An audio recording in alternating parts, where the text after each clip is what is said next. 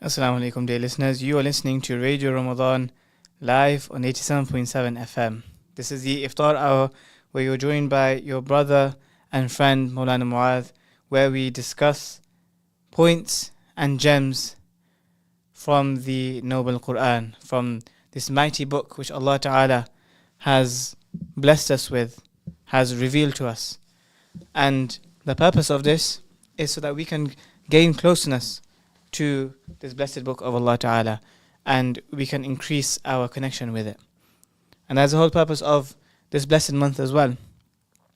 This month that we're in, which more than half of the month has now passed, we're on the 17th day of Ramadan.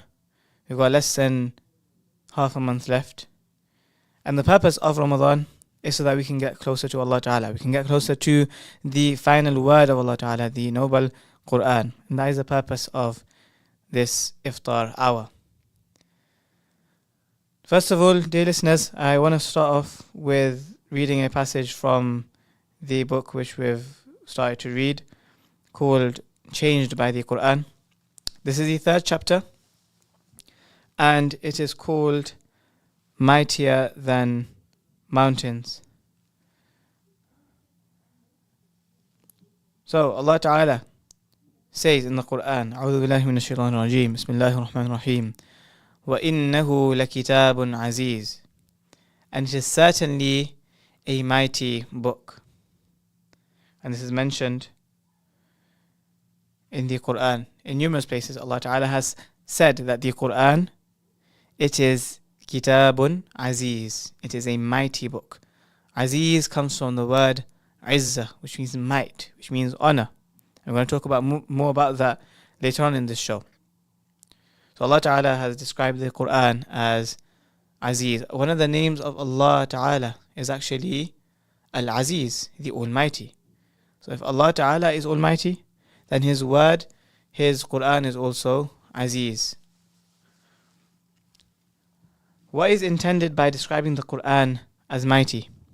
For starters, it is too mighty to include errors, which exist in every work of humankind. As the very next verse says, falsehood cannot approach it from any angle. لا يأتيه الباطل من بين يديه ولا من خلفه. It is a revelation from the one who is most wise, all praiseworthy. تنزيل من حكيم حميد. It is also mighty in that it cannot be dominated. It is immune to distortion, tampering, or deterioration. Unlike other books which Allah Ta'ala had sent down, they were distorted, they were tampered with by the scholars of the time, and over time they deteriorated. The true message of Tawheed and the true nature of the prophets, the truthful nature of the prophets, the sinless nature of the prophets, was lost, it was tampered with. Should the Quran have ever reached us intact after 1400 years? How could it, when nothing else of substantial length did, and when it originally depended on memory and not manuscripts? At the beginning, we've mentioned it before, in the early days of this program, how the Quran, at first, it was in the hearts of people, and then the whole incidents happened, and then that's what led to the Quran being written down in a codex. But before that, it was memorized. It was in memory only. So that was the only thing that was dependent on, the memory of people. Behind such questions, we behold yet another miracle that we too quickly and unfairly discount, namely the mighty protection guaranteed for the Quran. And this, my dear respected listeners, it should lead us to